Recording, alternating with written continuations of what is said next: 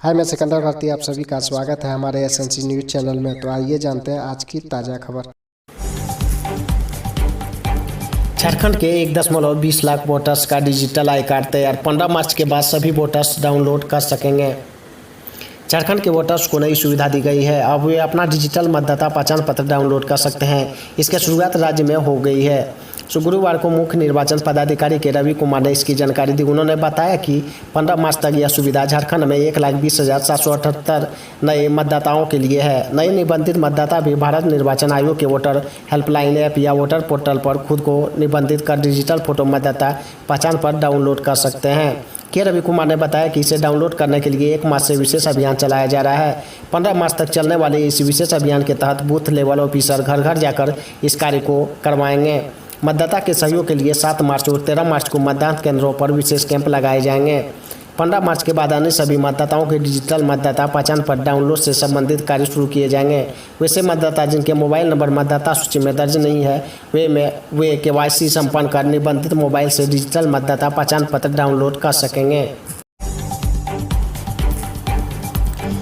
झारखंड के पश्चिमी सिंहभूम में लैंडमाइंस ब्लास्ट में 3 जवान सहित 2 घायल एयरलिफ्ट से भेजे गए रांची।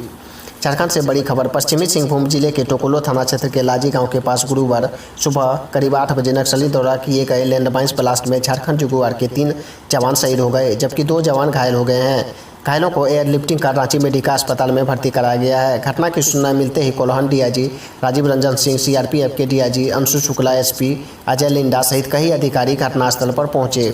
घटना के बारे में बताया जाता है कि गुरुवार सुबह झारखंड जुगुआर CRPF 60 बटालियन के जवान लंजी इलाके में अभियान चला जा रहे थे। जवान लांजी पहाड़ी के नीचे से निर्माणाधीन कच्ची सड़क से पहाड़ पर चढ़ रहे थे। इसी दौरान नक्सली द्वारा पहले से लगाए गए लैंडमाइंस विस्फोट कर दिया। इसमें आगे चल रहे झारखंड जुगुआर के 5 जवान घायल हो गए। घटना की सूचना मिलते ही डीआईजी और SP मेडिकल टीम के साथ घटनास्थल पर पहुंचे। पारा शिक्षक 15 से करेंगे विधानसभा का घेराव। राज्य भर के 65,000 पारा शिक्षक अब आर पार की लड़ाई लड़ेंगे। पारा शिक्षकों ने आंदोलन का बिगुल फूंक दिया है। 15 मार्च से सभी पारा शिक्षक विधानसभा का घेराव करेंगे। अब पारा शिक्षकों का धैर्य समाप्त हो गया है। आंदोलन किसी भी हद तक जा सकता है। एकीकृत पारा शिक्षा संघर्षों मोर्चा के प्रदेश अष्टमंड सदस्य दशरथ ठाकुर ने गुरुवार को प्रेस वार्ता आयोजित कर यह जानकारी दी। दशरथ ठाकुर ने कहा कि 15 से 19 मार्च तक राज्य के 5 जिलों के पारा शिक्षक तिथिवार विधानसभा घेराव में शामिल होंगे। इसके लिए व्यापक स्तर पर तैयारी शुरू कर दी गई है। उन्होंने कहा कि सूबे की हेमंत सरकार भी पुरानी सरकार की तरह तानाशाही रवैये अपना कर शुरू कर दी है। क्या सरकार झूठ बोलने में महारत हासिल कर ली है। मुख्यमंत्री हेमंत सोरेन गत विधानसभा चुनाव के समय प्रत्येक सभा में वादा किए थे कि यदि उनकी सरकार बनेगी तो वे पारा शिक्षक की समस्या को 3 महीने के अंदर निदान करेंगे और वेतनमान भी देंगे।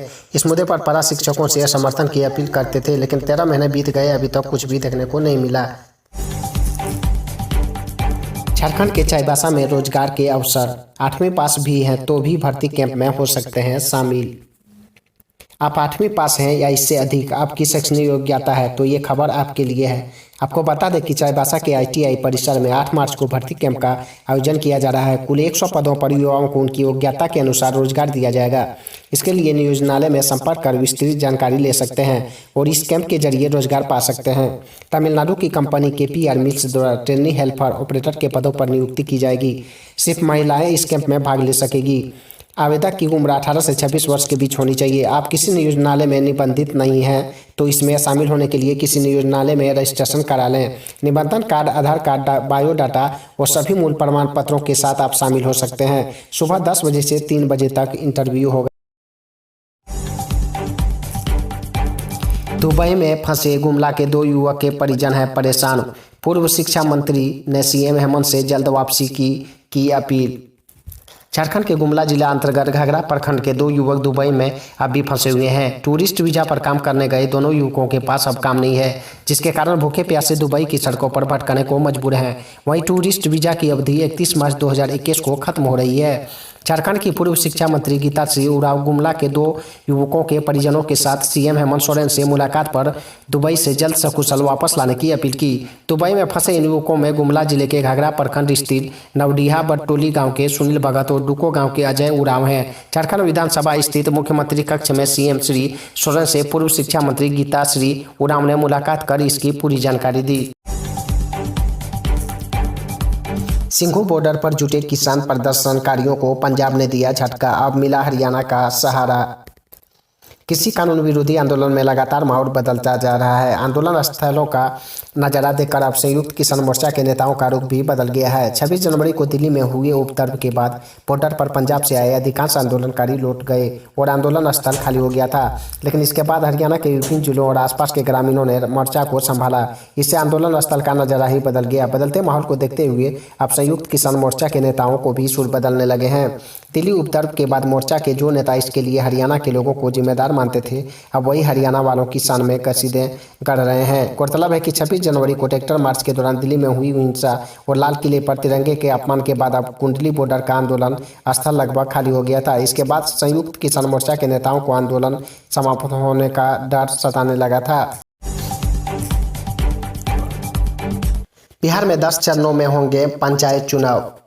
बिहार में पंचायत चुनाव की तैयारी ने जोर पकड़ ली है। इसके तहत राज्य निर्वाचन आयोग ने सूबे के सभी 38 जिलों में कुल 10 चरणों में चुनाव कराने का निर्णय लिया है। चुनाव के लिए आयोग के पास कुल 15,000 मल्टीपोस्ट ईवीएम मशीन ही उपलब्ध है। इन्हें ईवीएम मशीन से पूरे राज्य में पंचायत चुनाव कराए जाएंगे। बाढ़ प्रभावित जिलों में 5वें और 6ठे चरण में चुनाव कराने की योजना है। चुनाव आयोग ने पंचायत चुनाव के लिए जो रणनीति तैयार की है, उसके अनुसार पहले चरण में 3 प्रमंडल के एक जिले में चुनाव कराया जाएगा। साथ ही निर्णय लिया गया कि एक जिले में एक ही दिन में चुनाव संपन्न होगा। राज्य चुनाव आयोग ने ईवीएम की उपलब्धता के आधार पर जो योजना तैयार की है, उसमें वर्ष 2016 के मतदान केंद्रों की संख्या को ध्यान में रखकर निर्णय लिया गया है।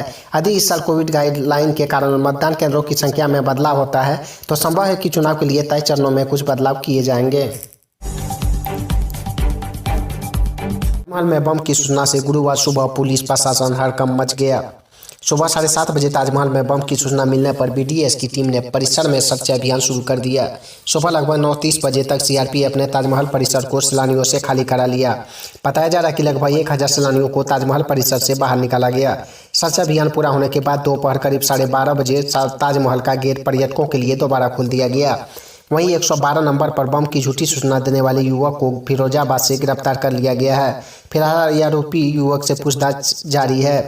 दरअसल सुबह 7:30 बजे 112 नंबर पर किसी व्यक्ति ने ताजमहल में बम होने की सूचना दी। इस पर प्रशासन और पुलिस के अधिकारियों के होश उड़ गए। सीआरपीएफ और पुलिस की टीम ने संयुक्त रूप से बीडीएस की मदद से सैलानियों को सूचना दिए बिना ही परिसर में जांच करना शुरू कर दी। सैलानियों की समझ में नहीं आ रहा था कि इतनी पुलिस आखिर ताजमहल के अंदर क्यों जाँच कर रही है। वहीं डीएस प्रभु एन के निर्देश पर ताजमहल खाली कराया गया।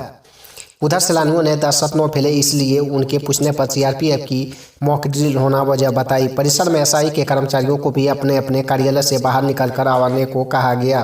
तीनों गेटों पर ताले डाल दिए गए। वहीं पुलिस ने सूचना देने वाले व्यक्ति की लोकेशन ट्रेस की तो पहले अलीगढ़ और बाद में फिरोजाबाद आई, जहां से पुलिस ने उसको गिरफ्तार कर लिया। किसान संगठनों की चिंता बढ़ाने वाली खबर। 24 घंटे चलने वाला लंगर भी नहीं बढ़ा पा रहा प्रदर्शनकारियों की संख्या। तीनों कृषि कानूनों को रद्द करने की मांग को लेकर पंजाब, हरियाणा और उत्तर प्रदेश समेत कई राज्यों के किसानों का धरना प्रदर्शन 100 दिन से भी अधिक समय से जारी है। इस बीच प्रदर्शनकारियों की घटती संख्या ने संयुक्त किसान मोर्चा की भी चिंता बढ़ा दी है। सिंगू, टिकरी, शाहजहांपुर के साथ गाजीपुर बॉर्डर पर भी किसान प्रदर्शनकारियों की संख्या में तेजी से कमी आ रही है। वहीं सिंगू बॉर्डर पर प्रदर्शनकारियों की घटती संख्या से परेशान आंदोलनकारियों के नेताओं ने लंगरों की संख्या बढ़ा दी है। पहले जहाँ एक भी लंगर नहीं लगता था, वहाँ अब दिल्ली के सीमा में लगाए गए पंडाल के करीब 50 मीटर के दायरे में 4 लंगर चल रहे हैं। इनमें 2 लंगर तो पंडाल से करीब 10 मीटर की दूरी पर है। आज से शुरू होगा बिहार बोर्ड इंटर का मूल्यांकन। 130 जांच केंद्र बनाए गए। इंटर की उत्तर पुस्तिकाओं का मूल्यांकन आज से शुरू होगा। इसके लिए 130 जांच केंद्र बनाए गए हैं। पिछले साल की तुलना में 4 केंद्र ज़्यादा बनाए गए हैं। बिहार बोर्ड की माने तो 2020 में 126 परीक्षा केंद्र बनाए गए थे। पटना जिले में 8 मूल्यांकन केंद्र बनाए गए थे। आपको बता दें कि कॉपियों की जांच 15 मार्च तक चलेगी। सभी जिलों के वज्रगिरी से उत्तर पुस्तिकाएं केंद्र को भेज दी गई है। विषयवार शिक्षकों की सूची ऑनलाइन वेबसाइट पर जारी कर दी गई है। मुख्य परीक्षा के अंदर में औसत 10 से 12 सह परीक्षक रहेंगे। मूल्यांकन में किसी प्रकार की गड़बड़ी न हो, इसके लिए बिहार बोर्ड ने कंप्यूटर पर अंकों की एंट्री की अलग टीम बनाई है। 13 लोगों की टीम में एक सुपरवाइजर और बाकी चेकर रहेंगे। ये हर दिन अंकों की एंट्री कंप्यूटर पर विषयवार करेंगे। इसके बाद सुपरवाइजर इनका मिलान करेंगे। काम के घंटों के बाद 15 मिनट भी ज़्यादा किया काम तो मिलेगा ओवर टाइम का पैसा। मोदी सरकार बदलेगी नियम। श्रम एवं रोजगार मंत्रालय ने 4 श्रम संहिता के तहत नियमों को अंतिम रूप दे दिया है। सरकार नियमों के तहत ओवर टाइम की मौजूदा समय सीमा को बदल सकती है। नए नियमों में तय घंटों में 15 मिनट भी ज़्यादा काम हुआ तो इस ओवर टाइम की श्रेणी में रखा जाएगा और कंपनी को कर्मचारियों को इसके एवज में मेहनत ताना देना होगा। पहले ये समय सीमा आधे घंटे की थी। श्रम मंत्रालय ने इस बाबत सभी हितधारकों से विचार विमर्श का पूरा काम कर लिया है। मामले से जुड़े अधिकारियों के मुताबिक इस महीने के आखिर तक सभी प्रक्रिया को पूरा कर लिया जाएगा और नियमों को लागू करने की प्रक्रिया शुरू हो सकती है। सरकार को उम्मीद है कि इस नए नियमों से कारोबार गतिविधियों में सुधार होने के साथ साथ श्रमिकों की हालत भी बदलेगी। नए कानूनों में कॉन्ट्रैक्ट पर काम करने वालों को या फिर थर्ड पार्टी के तहत काम करने वालों को भी बड़ी राहत देने का फैसला लिया गया है।